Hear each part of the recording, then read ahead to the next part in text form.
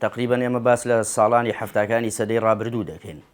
لە ساڵانی هەفتاکانی سەدەی ڕابردوودا جوڵانەوەی ڕزگاری خوازی کوردستان بە تایبەتی لە باشووری کوردستاندا گورزێکی گورچک بڕی بەرکەوت بوو. ئەو گورزەی گیانی شۆڕژگێڕی لە تەواوی کوردستاندا دەتوانین بڵێن مراند دەرهەق بەو دنیابینیە بوو کە جوڵانەوەی کوردی خۆی ڕادستی هێزە ڕاستڕە و فەندەمێنتاڵ و بناژەوە خوازەکان کردبوو و پێیان وابوو ئازادی خوازی لەبەرەی سەرمایەداری و لەبەرەی دنیای داگیرکاریدا دەتوانێت پێ بگرێ. بەڵام کاتێک کە واژۆی ڕێکەوتنی جەزائیر دەکرێت ئیتر تێدەگەن هەڵەی هێزی ڕزگاری خوازی لەکوێدایە. تێکڕایی ئەو ئەندێشە و ئایدۆلۆژیا ئازادی خوازانەی کە لە بەشەکانی کوردستاندا هەبوو بە جۆرە لە جۆرەکان تووشی ڕاچەنین و پەشۆکارێکی ئەجگار زۆر بوون. بۆیە دەبینین لە دوای ئەوە هەم لە باشووری کوردستاندا هەم لە باکووردا هەم لە ڕۆژهاوا و ڕۆژهەڵاتدا جۆرە جوڵانەوەیەکی جیاوازاتە پێشەوە کە ڕەهەندە چەپڕەوی و چەپگەراییەکەی گرتەخۆ. بەڵام ئەو کاتەش دەتوانین بڵێن لە هەفتاکاندا دەستگا هەواڵگیریە هەرێمی و نێودەوڵەتیەکان هێزە چەپڕەوەکانیان کردنە دەستکەلای دنیابینی خۆیان. بۆیە هەروەکو بیرمەندێکی گەورەی وەکو موسا عنتر دەڵێ باس لە هەفتاکان دەکا، هەفتاکانی باکووری کوردستان دەڵێ دەستگای سیخوڕیەکی وەکو میت پێویستی نەدەکرد چاودێری هێزە چەپەکان بکە، بۆ خۆیان یەکتریان دەبڕیەوە. لە ڕەوشێکی تاریکی لەم جۆرەدا کە ئیستیبدادی وڵاتێکی وەکو تورکیا کە بە تەواوی خۆی ڕادستی خۆراوە و ئەمریکا کردبوو و هێزی ناتۆی بە تەواوەتی جڵەوگیر کردبوو لە شوێنێکی وەکو تورکیادا، باکووری کوردستان و هەموو هەناسەیەکی ئازادی خوازی کڵۆمدا بوو، زمان و کولتور و تەواوی تایبەتمەندێنەتەوەکانی ئێمە بەرەبەرە دەبڕایەوە بە پێی یاساکان بند بە بند ڕۆژ لە دوای ڕۆژ هونەر، مۆسیقا، گۆرانی، زمان، کەلتور، فەرهەنگ، ئازادی هەر هەموو یاساغ دەکرا. لە ڕەوشێکی لەم جۆرەدا زەڕوریەتی داهێنانێکی دیموکراسیانە، ئاوردانەوەیەکی جددی لە مافی ئینسان، پێویستیەکی ئەوتۆ بۆ بەهاناوە چوونی گەلانی بندەست نەک لە کوردستاندا لە ڕۆژهەڵاتی ناوەڕاستدا لە زهنیەت و زەمینەی کۆمەڵی خوێندکاری چالاک و ئازا و بوێردا هاتە پێشەوە. خوێندکارانێک کاتێک کە دنیا دەبینن لە زانکۆکانی ئەنکەرە و ئەستەمبولدا، کاتێک کە تێدەگەن جوڵانەوەی ڕزگاری خوازی پێویستی بە تیۆرێکی سیاسیە، کاتێ ڕامان و ڕێچکانی ڕۆشنگەریان ئەوە دەخوازێ کە ئینسان لەم ڕۆژهەڵاتدا پێویستی بە مافەکانیەتی، پێویستی بە ئەرکە، پێویستی بە بەرپرسارەتیە، ئیتر سەردەمی زیندان و زەمینەی ئەشکەندەجان پێویستە بەسەر بچێ. دەبینین ئەم خوێندکارانە گەڵاڵەی بیرۆکەیەکی سەردەمیانە، گەڵاڵەی بیرۆکەیەک دەکەن کە تیۆرێکی سیاسی لێ بەرهەمدێ، گەڕارەی بیرۆکەیەک دەکەن کە هەموو کایەکانی تایبەتمەندی نەتەوەکان لەخۆ بگرێ و ڕچە دەشکێنن و دەیانەوێ ئیتر شۆڕش پێویستە سەرەتا شۆڕشێکی کۆمەڵایەتی بێ، شۆڕشێک بێ لە تاکەوە دەست پێ بکە، لە خێزانەوە دەست پێ بکە، لە شار و گوند و ئاوایە دوورە دەستەکانەوە دەست پێ بکە. دەبینین لە ساڵی 1970ەوە ئەو ڕەوشە تراژیدیەی کە هێزە کوردیەکانی گرتبوویەوە و خۆیان دەخواردەوە ئیتر پێویست بوو ڕابوەستێ، ئیتر کۆمەڵێ خوێندکاری بوێر و دڵسۆز دنیابینی جوان هاتنە پێشەوە، کۆبوونەوەیەکیان کرد، ڕەچاوی بیری تەسکی ناسیۆنالیستیان نەدەکرد بە هیچ جۆرێ، ڕەچاوی گەمە و ئەو گیانە سەرمایەداریان نەدەکرد کە دەستی لە بینە قاقای خەڵکیدا بوو، هاتنە پێشەوە بە شێوازێکی زانستی زەمینەی ڕۆحێکی چەپگەرانەیان داڕشت و ئەم خوێندکارانە لە ئەستەمبول و ئەنکەرەوە دەستیان پێکرد بەرەبەر تیۆرە شۆڕژگێڕەکانیان هێنایە نێو دنیای کوردستانەوە و خەڵکیان هۆشیار کردەوە و گرنگیان بە پاڵە و جوتیار و خڕات و پینەچی و دارتاش و جۆڵا دەدا و هاتنە پێشەوە بۆ ئەوەی خەڵک پێکەوە دەست لە نێو دەستکەن، بۆ ئەوەی ژنازات بێ، بۆی کۆمەڵگە ڕاشەنێ، بۆ ئەوەی ئەم ئیستیبدادە ئیتر کۆتایی پێبێ. لە 1970ەوە ئەم جوڵانەوەی دەستی پێکرد و لە 1970ەوە جاڕی جوانیەکانی خۆیدا.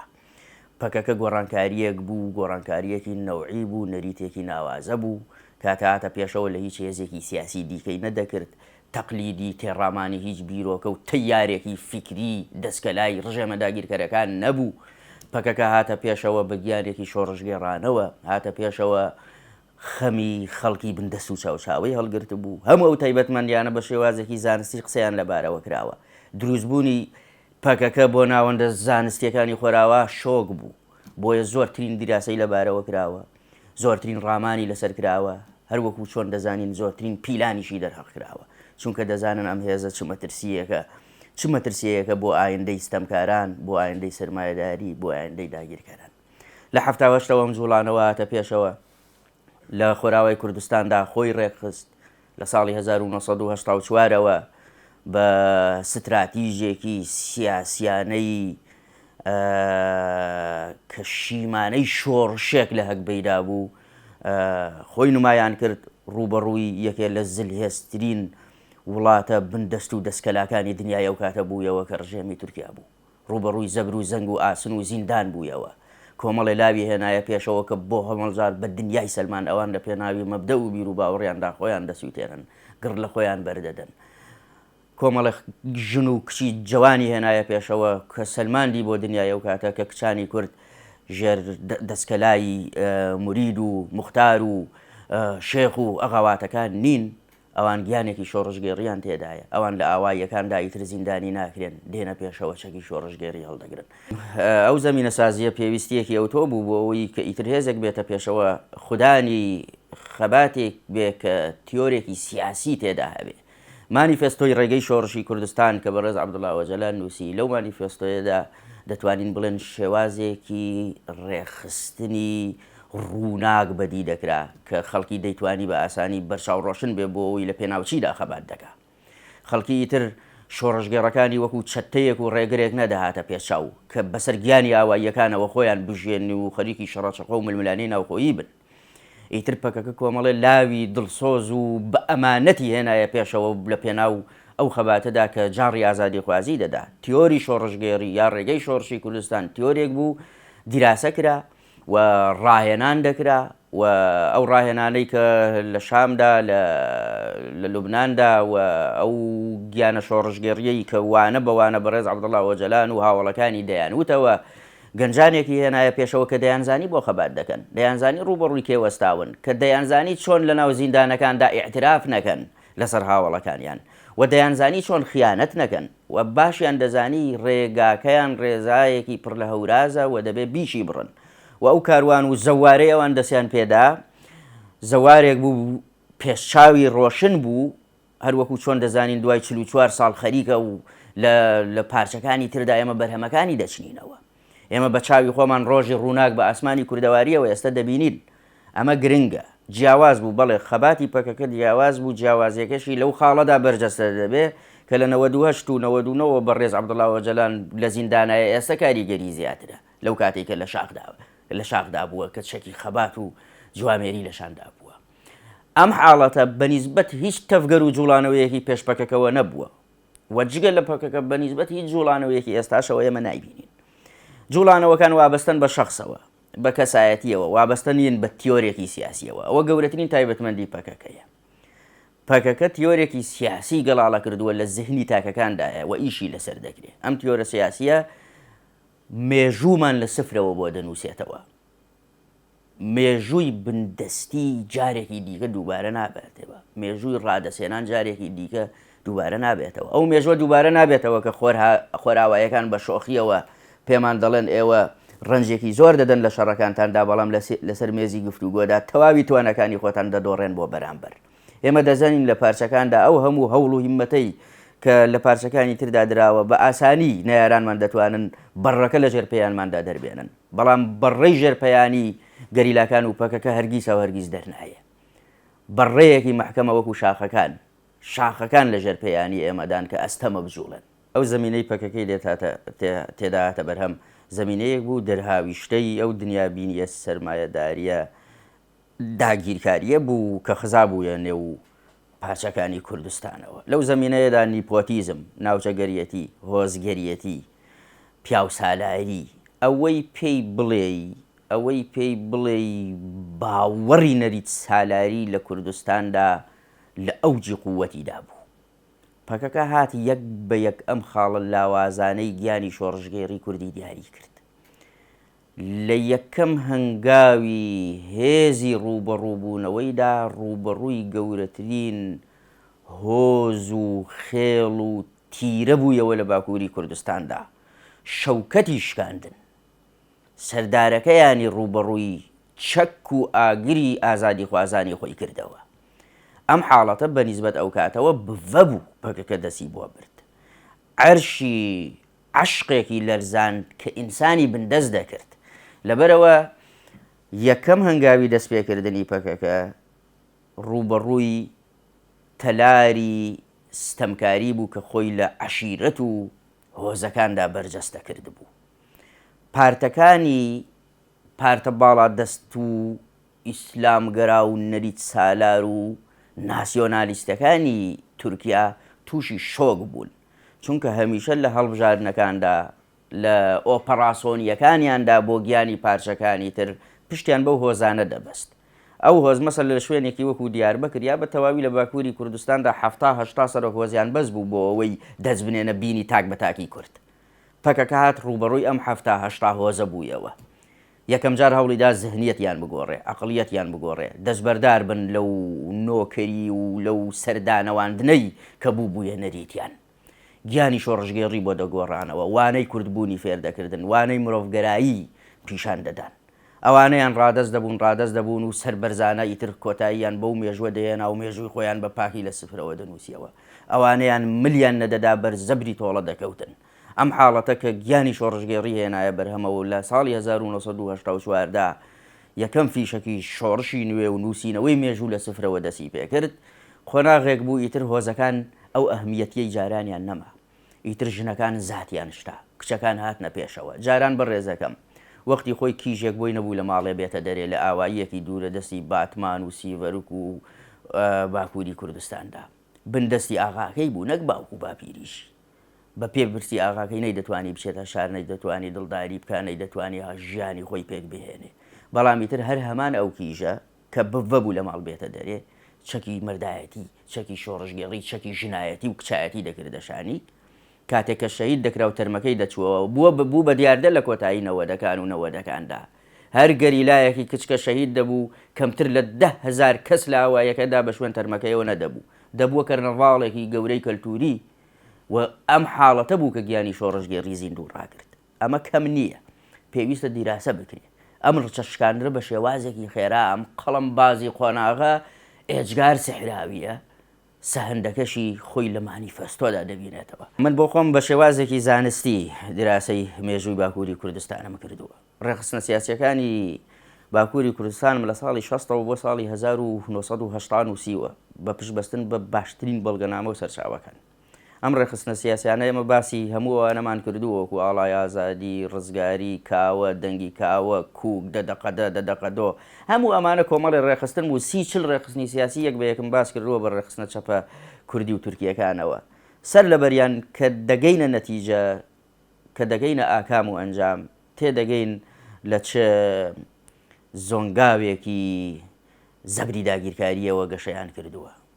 بۆیە بە ئاسانی لە نێوچوون ئەمی هێزانە. پەکەکە کە دێتە پێشەوە بەڕێزەکەم دەستکەوتی هەیە، چونکە تا ساڵی 70کان و 80کانیش ئێمە دەزانین لە شوێنێکی وەکو سیڤەرکدا پاشەوەی بەیاننامەی 11 ئازاری 1970 ڕادەگەێنرێ لە باشووری کوردستاندا.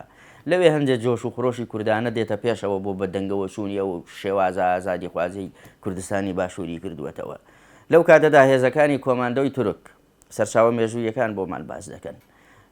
لە ئاوایەکاندا لە شارۆچکەکاندا هەموو پیاوەکان کۆ دەکەنەوە، دەیان بەستن بە داری دارستانەکانەوە، خانمەکانیش بە ڕووتی بەسەر سکدا دەخەن و لەسەر پشتیان سەمای کۆماندۆی تورکی ساز دەکەن. ئەو ملکەج بوونە، ئەو بندەستیە، ئەو چەوسانەوە و ستەم و ئیستیبدادە ئێستا لە باکووری کوردستاندا نییە. هەموو ئەو ڕۆحە شۆڕژگێڕیە بەرهەمەکەی لە گردنی گیانی شۆڕژگێڕی پەکەکەدایە کە ئەو گۆڕانکاریەی دروست کردووە. بەڕێزەکەم ئێستا کورد خاوەنی غرورە، خاوەنی شانازیە، خاوەنی کەسایەتی خۆیەتی. ئێستا قسەکردن بە زمانی کوردی قەدەغە نییە. ئێستا کاتێک کە ئاپۆڕایەک بۆ بەهاناوەچوونی خۆراوای کوردستان لێرەوە دەکەوێتە ڕێ هەموو دیاربەکر دەخرۆشێ. ئەم گیانە شۆڕژگێڕیە کێ دروستی کردووە؟ پەکەکە دروستی کردووە. بەڵێ ئێستا گەورەترین مەترسی لە بەردەم ئەجێندای دەوڵەتی سیکیۆلاری ستەمکاری تورکیادا بریتە لە بوونی پەکەکە کە نایەڵێ و ناتوانێ بە کامی خۆی ئەو دەستکەوتنە دیموکراسیانەی کە هەیەی بیانچنێتەوە. ئێستا ئەوەی کە دەیەوێت بۆی ناچێتە پێشەوە. ئێستا بەبێ ئیعاز و ئیمانی پەکەکە یەک سیاست لە تورکیادا وەکو خۆی ناچێتە پێشەوە. حسابی ئێجگار گەورە بۆ پەکەکە دەکرێت. گۆڕانکاری ئێجگار گەورە ڕوویداوە. وجودی پەکەکە نەک لە باکووری کوردستاندا گۆڕانکاری گەورەی دروست کردووە کە ئێستا شەر پارتێکی سیاسی خۆی ڕادەگەێنێ و بەشداری لە هەڵبژاردنەکاندا دەکرا بەبێ ئەو پارتە هیچ پارتێکی دەسەڵاتداری تری تورکیا ناتوانێت سەرکەوتوو بێ. ئەو گیانە شۆڕژگەڕە پەکەکە ناشتوویەتی. ئەو کەشە بەهاریە پەکەکە ڕەخساندوویەتی کە لە خۆراوای کوردستاندا پێمان دەڵێن فیمێڵ ستیت کە ئەو ڕۆحە دیموکراسیە جوانە لە خۆراوای کوردستاندا ڕوبەڕووی داعش دەبێتەوە. هێزەکەی لە پەکەکەوەیە. ئەو جوڵانەوەی کە ئێستا لە شوێنێکی وەکو ئێراندا دەیبینین کە ئومێد و ئایندەیەکی گەشی داوە بە هەموو ئازادی خوازانی دنیا. هێزەکەی لە مانیفستۆوەیە. ئەو ژن و ژیان و ئازادیەی کە ئێستا بووەتە دروشمێک هەموو دنیا بە زمانی کوردی جارێکی دیکە دەیڵێتەوە هەمووی دەستکەوتەکانی ئەو دنیا بینیە جوانەیە کە پەکەکە پێیوا بوو ڕۆژێ دێتە پێشەوە بە چاوی خۆمان دەیبینین. هەندێک تایبەتمەندی تری پەکەکە وابەستە بە پرسیارەکەی تۆ وەڵام بدەمەوە. پەکەکە لە یەکەم هەنگاویدا جیاوازی نێوان پارچەکانی کاڵ کردەوە. ئەمە یەک. دوو، جیاوازی ئیتنی و ئاینی و پێکەوە ژیانی کوردی جارێکی دیکە بە فۆرمێکی وەها داڕشتەوە کە مرۆڤ بوونیان ڕەچاو بکرێت. بۆ نمونە هەتاوەکو ئێستا جوڵانەوەی ڕزگاری خوازی نەچوەتە کرماشانەوە، نەچوەتە ئیلامەوە، نەچوە نێو زازاکیەکانەوە، نەچوەتە نێو ئێزیدیەکانەوە، نەچوەتە نێو بەدەگمەن، نەچوەتە نێو کوردە فەیلیەکانەوە، نەچوەتە نێو شەبەکەکانەوە. پەکەکە هات جارێکی دیکە سەر لە نوێ ئەم پردبوونەی دنیای کوردی کۆ کردەوە، جیاوازیە ئیتنی و مەزهبی و ئاینی و ناوچەگەریەکانی نەهێشت.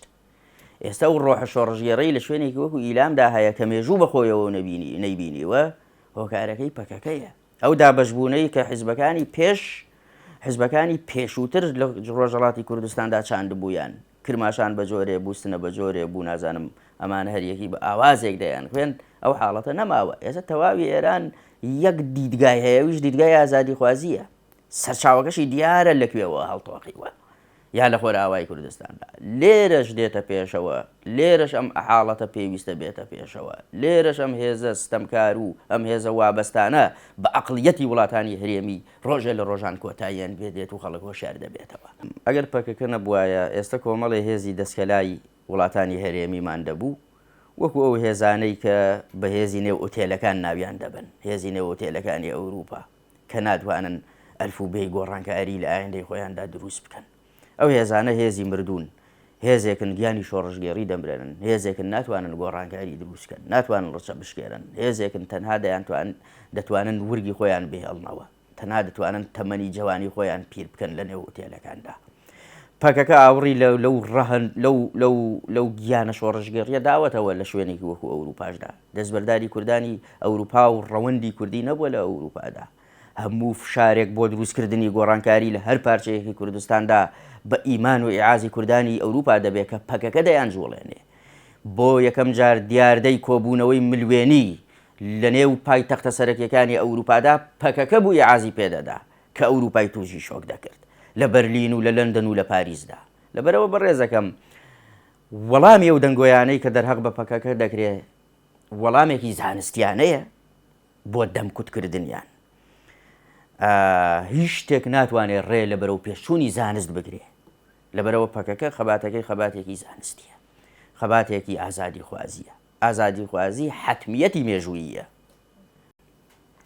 هەر لە سەرەتاوە بەڕێزەکەم ئێمە دەزانین لە ڕووی هەرێمیەوە دەستگا هەواڵگیریەکان حسابێکی زۆر تایبەت و جیاوازیان بۆ پەکەکە دەکرد. بۆ سەلماندنی ئەم ڕاستیەش زۆرترین پلان دەرهەق بە لە خشتەبردن و لێکترازاندن و یا ئیشکردن لەسەر گەڵاڵەکردنی گیانێکی خیانەتکاری لە ناو پەکەکەدا ئیشی لەسەر کراوە. بەڵام بە شێوازێک کە بۆ دەستگا هەواڵگیریەکان وەکو شۆکێک وەها بووە. هیچ کام لەو پیلانە نەچوەتە پێشەوە. ئێمە دەزانین وردەکاری ئەو پیلانانە یەک بە یەک چۆن بووە، خۆناغ بە خۆناغ.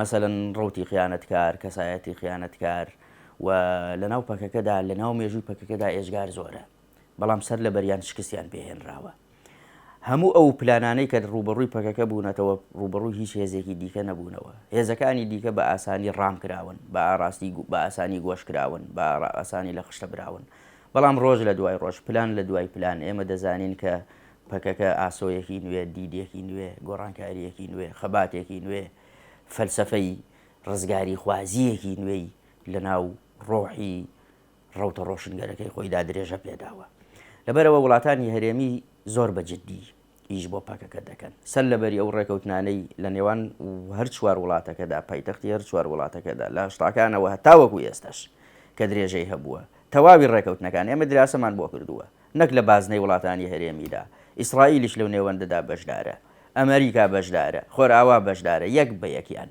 هەموو ئەو پلانانەی کە دەستیان بە بنباڵی هێزێکی وەکو تورکیاوەیە وڵاتێکی ستەمکاری وەکو تورکیاوەیە سەر لە بەریان لەو پێناوەدا بووە کە هەستیان بە مەترسیە و ڕۆحە شۆڕژگەڕێ بووە کە پەکەکە دەستی داوەتێ و تێگەیشتوون ئەم ڕۆحە تەنها بە باکووری کوردستاندا ناوەسی تێگەیشتوون ئەم ڕۆحە شۆڕژگێڕیە یا ئەو فەلسەفەیەی لەناو مانیفێستۆدا هەیە لەناو ڕێگەی شۆڕشی کوردستاندا هەیە ئەو مانیفستۆیە تەنها مانیفستۆیەک نییە ڕوبەڕووی ئینسانی کورد بکرێتەوە مانیفستۆیەکە ڕوبەڕووی ئینسان کراوەتەوە لە ڕۆژەڵاتی ناوەڕاستدا بۆیە دەبینین لە شوێنێکی وەکو شیرازدا گەنجێکی فارس پڕ بە گەروی هاوار دەکات ژن ژیان ئازادی بە زمانی کوردیش ئەم حاڵەتە وڵاتانی هەرێمی ئەی چۆن دەرکیان پێ نەکردووە چاک تێدەگەن زۆر حسابی ورد و درشتیان کردەوە پەکەکە بەڵام حسابکردنی ورد و درشتی وڵاتانێک کە بۆ خۆیان ساختن لە ئاست ئەو بیرۆکە ڕزگاری خوازەیی کە بە شێوازێکی زانستیدا ڕێژراوە کە خەڵکانێکی هێناوەتە بەرهەم کە مەبدەئین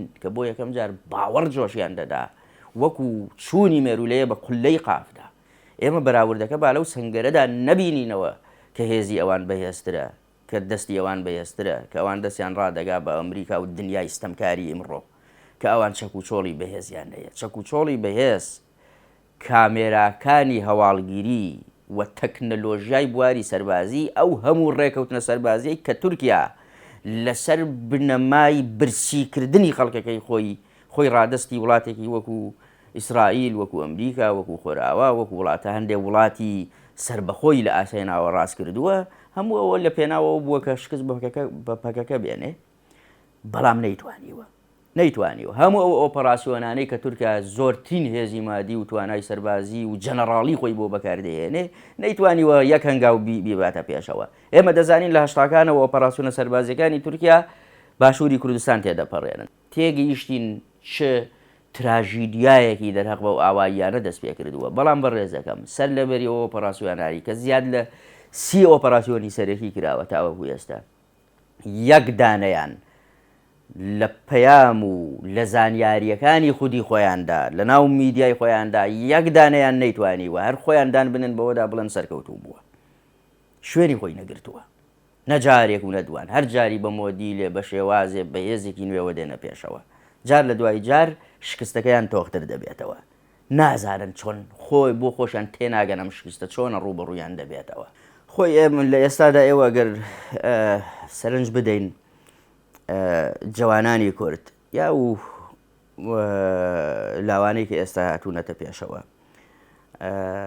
بە تەواوەتی بێزارن و زۆرترین دەنگێک کەوا لەوان دەکا هەڵبێن لەم نیشتیوانە و دڵیان بە هیچ خۆش نییە و کەلتوری کە ئابە لە ئێستادا کەپت و کە ئابە لە وڵاتی ئێمەدا زاڵە بەداخەوە هەمووشی پەیوەندی بەوە هەیە ئەم هێزانەی ئەم شێوازە دەوڵەتداریەی کە بە ناوی کوردەوە دەکرێت لێرەدا شێوازێکی دەوڵەتداریەتیە کە ڕۆح و پەروەردە کە پەیام و پێکەوە ژیانی مراندووە کە ژیانی نەڕەخساندووە کە گەندەڵی و دزی و وابەستە بوون بەم و بەوەوە بووە بە نەریت ئەم حاڵەتە وای کردووە کە نەوەی ئێستای کورد نەوەیەکە کە بێزارە و ئەوەی تروسکایی ئومێدە و ئەوەی کە باوەڕی لاگەڵاڵە دەکا کە ئەوەی دڵخۆشی دەکا کە ئەوەی دنیابینی فراوان دەکا کە ئەوەی هۆشیار و ئاگایی پێدەدا دەبینین ئەم شێوازی خەباتەیە کە ئێستا لە باکووری کوردستاندا هەیە ئەم شێوازی خەباتەیە کە شوێن پەنجەکانی زۆر بەتۆخی لە خۆراوای کوردستاندا دیارە کە شوێن پەنجەکانی نەخش و نیگار و هونەرەکەی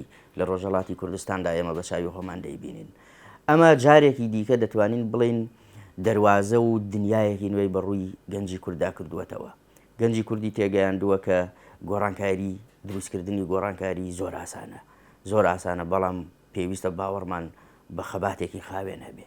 ئەو خەباتە خاوێنەی کە هەروەکو ئەم گەنجانە وەختی خۆی لە 1970دا 5-6 خوێنکاری کورد لە قۆناغی یەکەمی زانستە مرۆڤەکاندا لە یەکێ لە پارکەکاندا دانیشتن و دەستیان پێدا تەنها بیریان کردەوە، تەنها تێگەیشتن کە بەڵێ ئێمە وڵاتێکین داگیرکراوین، تەنها گەیشتن بەو خاڵە کە تێگەیشتن کە داگیرکراون کە بندەستن ئیتر ئەو تێگەیشتنە بۆ خۆی یەکەم هەنگاوی سەرکەوتنە. ئەم یەکەم هەنگاوی سەرکەوتنە خەریکە خەباتێکە لە زهنیەت و زەمینەی گەنجی کووردا گەڵاڵە دەبێت تێگەیشتووە کە وڵاتەکەیان گەندەڵێک دەی با بەڕێوە کە جەردەیی جوڵانەوەکە ئاڕاستە دەکا کە ململانەی سەرۆکۆز و خێڵ و بنەماڵە وڵاتەکەی ئازاد دەکا کە کوڕانی ئەم و ئامۆزاکانی ئەو خێڵەکەی ئەو بنەماڵەکەی ئەم و هەموو ئەوانە ئاڕاستی دەکەن کە خەڵکانێک ئاڕاستەیان دەکا پیاوانێکن کە پیاو سالاری دەیان جوڵێنێ ئێستش کە دەچنە دێ و شەقام دەهەنگە بە پێشنەکەیەوە دەچێ بەڕێوە. ئەم عیبەیە لە ئێستادا نەریتێکە وڵاتی خۆمان و باشووری کوردستانی تێدا دەبینین. گەنجانی کورد تێگەیشتوونە و سەردەمە بەسەر چووە. ئەم هۆ سالاریە، ئەم هێز سالاریە، ئەم مەچەک سالاریە، ئەم پاڵەوان بازیە کۆتایی پێهاتووە و نەخشی عەقڵ و مەنتیق و بیرکردنەوە و لۆژیک پێویستە بێتە پێشەوە. لەو کاتەوەی کە ئەوان لەو لیست و لیستکاریەدا کە هەموو کەس دەزانێت بنەماکەی لەسەر چه ئەساسێکە، لەو کاتەوەی کە بۆ نمونە بە حسابی خۆیان هێزێکی وەکو پەکەکەیان لە لیستی تیرۆردا شوێن کردوێتەوە، ئەم شوێنکردنەوەی پەکەکە لە لیستی تیرۆردا بەڕێزەکەم زڕەیەک ڕێگری لە بەرەو پێشوونی پەکەکە نەکردووە بۆ گەیاندنی خەباتە خاوێنەکەی. لەبەرەوە لابردن و بە بۆچوونی من لابردن و لانەبردنی ناتوانێ، چونکە ئێمە چاوەڕێش ناگەین کە ئەم هێزە داگیرکەرانە ئەم هێزانە کە عەقڵیەتی بازاڕی ڕەش و عەقڵی خەتاکاری مۆدێرنە دەیان جوڵێنێ پێمان وابێ هێزێکی جوانی وەک پەکەکە لە لیستی تیرۆردا دەبن. چاوەڕێ نەکراوە یانی شتێکی لەم جۆرە، بەڵام چاوەڕێ دەکەین لە دەنگی ئەو ملوێنانەی کە هەوڵ دەدەن کە تێدەکۆشن ڕووی خاوێنی پەکەکە پیشان بدەن. ئەمە درێژکراوەی عەقڵیەتێکی ماندێلاییە. ماندێلا وەکو خۆی چۆن شەقی لە دیاری و خەڵاتەکانی تورکیا هەڵدەدا، پێی وابوو یەکێ لە سەرگردە جوامێرەکانی کورد ئێستا لە زینداندایە، پێویستە ئازادی بگەڕێنرێتەوە بۆ ئەو نەتەوەیە، بۆ ئەو ئینسانانەی کە لەوێن و ئەوان دیاری وڵاتێکی داگیرکەری لەو جۆرەیان ناوێ. ئەم جۆرە ملوێنان کەسە عەقڵیەتێکی یا مۆدیلێکی ماندێلاییە کە ئێستا لە دنیادا برەوی هەیە. ئەم باوەڕێکی گاڵتە نیە، هەوانتە نیە، چونکە لە زەمینەی هۆشیاری و ئاگاییدا هەمیشە زانست بەرەو پێشەوە دەڕوا. خەباتە خاوێنەکە خەڵک باش دەیناسێتەوە و دەسەڵاتە ستەمکارەکان و سیستەمە داگیرکار و تۆتالیتارەکان و تێڕامانە خراپەکان تاسەر بۆیان ناچێتە پێشەوە و پێویستیان بە گۆڕانکاریە. ئێمە دەزانین ڕەنگە یەکێ لە وڵاتەکانی تورکیا یا چەند وڵاتێکی تورکیا وڵاتانی هەرێمی باوەڕی بەوە هەبێ بەڵێ پەکەکە لە لیستی تۆریۆرەدایە و ئیشیشی لەسەر دەکا، بەڵام لە ناو خودی ئەو وڵاتەدا هێزێکی بەرهەڵەسکاری بەهێز هەیە بۆ ڕوبەڕووبوونەوەی ئەم شێوازی سیاسەتە. سەر لەبەریەوە ئێمە دەزانین ئەو سیستەمانە بۆیان ناچێتە سەر و هەر لە هەڵبژاردنەکانی خۆیاندا دەبنە سەبەبی دۆڕاندنی خودی خۆیان و دەزانین داهاتوویەک دێتە پێشەوە کە هێزێک دەتوانێت بەڕێوەی ئەو وڵاتانە بەرێکە باوەڕی بەوە نەبێ کە خەباتی نەتەوەیەکی بندەست لە تیرۆردا شوێن بکاتەوە. لەبەرەوە ئەم بوارە یا ئەم پرسە درەنگ و زووی کەوتووە، گۆڕانکاری بەسەردادێ، بەڵام ئەگەر چاوەڕێی ئەو شێوازی عەقڵیەتە بین کە بێوێ ئێمە یا تیرۆری فکری ئێمە نەکا یا ئێمە لە تیرۆر بهێنێتە دەرەوە بەو حساب و دنیابینەی خۆیان، ئەوە چاوەڕوێنێکردنێکی بێهودەیە. خۆی بەڕێزەکەم ئەو فکرەی کە بەڕێز عەبدوڵڵا ئۆجەلان تەرحی کردووە دیدێکە لە ئاکامی ئەندێشەیەکەوە پەرەی گرتووە کە هەڵهێنجراوی بابەتە هەنووکەییەکانەکە لە ڕۆژهەڵاتی ناوەڕاستدا دەگوزەرێ و بەسەر ئینسان و تاکدا هاتووەتە پێشەوە و و خاڵی لاوازی سیستەمە داگیرکاریەکانی دیاری کردە. تۆ تەماشای ناوەڕۆکی کتێبی بەرگریکردن لە گەلێک بکە، یاخود ئەو چەندین نووسینانەی کە بەڕێز عەبدوڵڵا ئۆجەلان خستوێتێ ڕوو، توانا و بڕستێکی باشیەوێ بۆ تێگەیشتن، چونکە قسەی لەسەر زەمینەیەکی ئاڵۆز کردووە، ئاڵۆز لە بواری پێکدادانی فکری، ئاڵۆز لە بواری ململانێ مێژوویەکان، ئاڵۆز لە بواری ئەو گەمەیەی کە ئابووری و اقتصاد و سەرمایە لە وڵاتانەدا کردوویەتی، ئاوە ئاڵۆز لە تێکەڵکردنی دنیابینی و هێشتا ماوەی فیوداڵی و سەرمایەداری لە وڵاتی ئێمەدا، ئاڵۆز لە بەیەکداچوونی مەسائیلی ئاین و سیاسەتی ئاینی و یا ئاینی سیاسی لە وڵاتی ئێمەدا. تێگەیشتنەکانی عەبدوڵڵا ئۆجەلان بۆ کەسانی بە ئاگا، بۆ کەسانی نوخبە، بۆ کەسانی بەتوانا ئێجگار گرنگن. ئەو تێگەیشتانە پێویستە کەسە بە ئاگاکان وەکو وانە، وەکو ڕوونکردنەوە، وەکو شکار و شرۆڤە بەمنەوەی بیڵێنەوە. پێویستە من بۆچوونێکی دیکەم هەیە بۆ تێگەیشتن لە ناوەڕۆکی نیازی نووسینەکانی عەبدوڵڵا ئۆجەلان کە ئێستا نەقسەی ئێمەیە و نەقسەی ئەوانە، بیرمەندە گەورەکان وەکو فەیلسوفێک و بیرمەندێکی گەورە شوێنی دەکەنەوە و بە تایبەتیش بە بۆچوونی من ئەم گۆڕانکاریانەی کە لە ئێراندا ڕووی دەدا جارێکی دیکە ئاوڕێکی جددی لە بەرهەمەکانی عەبدوڵڵا ئۆجەلان دەدرێتەوە و دەبێتە خاڵێکی سەرەتا بۆ ئەوەی تێگەیشتن لە بەرهەمەکانی عەبدوڵڵا ئۆجەلان ببێتە نەریتێک. بەڕێزەکەم من بۆ زانیاری پێت دەڵێم، هیچ فەیلسوفێک نییە، هیچ بەرمەندێک نییە لە دنیادا لەو قۆناغەی کە نووسینەکانی تێدا نووسیوە تێگەیشتنێکی پێویست بۆ نووسینەکانی دروست بوو بێ. هیچ بیرمەندێکی ئەوروپیمان نییە، بە تایبەتی لە ئەڵمانیا و لە فەڕەنسادا کە زۆرترینی فەیلسوفەکانی دنیای لە خۆیان گرتووە لە سەدەکانی 18 و 19 و 20ەوە بیگرە. هەمویان لە پاش خۆیان یا لە کۆتاییەکانی تەمەنیاندا یا بە چەند خۆناغێک پاش خۆیان تێگەیشتنێکی ئەوتۆ و ئازایانە بۆ بەدەمەوەچوونی ئەفکارە ڕۆشنگەرەکانیان دروست بووە. شتێکی نامۆ نییە کە تێگەیشتن و ئاگایی ئێستایی نەتەوەی کورد لەو ئاستەدا نەبێ لەو بەرهەم و باوەڕ و پێناوە ئازادی خوازیانەی عەبدوڵڵا ئۆجەلان تێگەیشتنێکی ئەوتۆ هەبێ.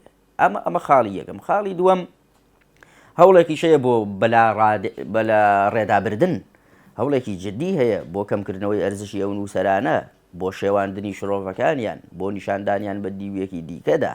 ئەم هەوڵەش هەوانتە نییە و بە هەمان شێوە خاڵێکی دیکەش ئەو تێگەیشتنینەوەی نوێیەی کە هاتووە پێشەوە لە واستەدانیە کە بیپەرژێتە سەرەوەی کە دەست بەرێ بۆ کۆدی کردنەوەی گرێکوێرەکان. یعنی ئەوەش پێویستی بە ئاگایەکی زۆری ماوە بۆ ئەوەی ئێمە چاوەڕوانی ئەوەمان هەبێ کە لاوەکانمان لە جیاتی ئەوەی ببنە مۆدیلێکی دیاریکراوی ئەو ئاڕاستە غەز و فکریانەی کە هەن پەنا بەرنە بەر ئەو خەباتە خاوێنەی کە لە نووسینەکانی نمونەیەکی وەکو عەبدوڵڵا ئۆجەلاندا هەیە. من بە خوێندنەوەی مێژوو ئەو قۆناغبەندیەی کە لە مێژووی هاوچەرخی باکووری کوردستاندا هەیە یا دەتوانین بڵێن لە دروستبوونی پەکەکەوە هەبووە، تێدەگەم کە هەڵبژاردن لە دوای هەڵبژاردن لە شوێنێکی وەکو تورکیادا سەنگی پەکەکە زیاتر بووە یا ترسی پەکەکە زیاتر بووە لە ناو لە ڕوو لە فەیس و فکری دەسەڵاتدارانی تورکیادا باشتر خوێنراوەتەوە. یعنی لە 2002ەوە تۆ تەماشا بکە کاتێ ئەم هێزی پارتی دادوگەشە پێدان دێتە پێشەوە، خۆناغ لە دوای خۆناغ دەتوانێت گرەوەکە لە چاو حیزبەکانی دیکەدا بێتەوە، جار لە دوای جار دەبینین با دەنگی زیاتریشی هێنابێ، با کورسی زیاتریشی هێنابێ، بەڵام لە پرسی کورددا مەترسی زیاتری لێ نیشتووە. هەستی بە گەورەیی و هەستی بەو سەهەندە سحری و سیاسیە فراوانە کردووە کە سەهەندی پەکەکە بوونە بە ئاسمانی تورکیاوە. ئەم هەستە جار لە دوایدار وامان لێ دەکا کە ئەگەر خوێندنەوەیەکمان بۆ ئایندە هەبێت تێبگەین کە لە داهاتوودا ئەو سەهەندە نەکەر باکووری کوردستان بە تێگەیشتنی من هەموو تورکیا دەگرێتەوە، هەموو ناوچەکە دەگرێتەوە، ڕۆژەڵات لەبەرەوە خەباتەکە خەباتێکی زانستیە. ڕاستە ئەم خەباتە زانستیە لە سەرچاوەیەکی دیاریکراوی وەکو عەبدوڵڵا ئۆجەلانەوە تیۆریزە کراوە، بەڵام حتمیەتی مێژووی لەوەدایە کە دەبێت شوێنی خۆی بگرێت لە داهاتوودا. لەبەرەوە ئایندەی پەکەکە ئایندەیەکە ڕەنگە بە هێواشی بچێتە پێشەوە، بەڵام یەک هەنگاو بەرەو دواوە ناچێت، چونکە تەماشای مێژووی پەکەکە بکە هەتاوەکو ئێستا یەک هەنگاو بە دواوە نەچووە، لە مێژووی خۆیدا ئێستا لە لووتکەی وجودی خۆیدا وێنای خۆی دەبینێتەوە.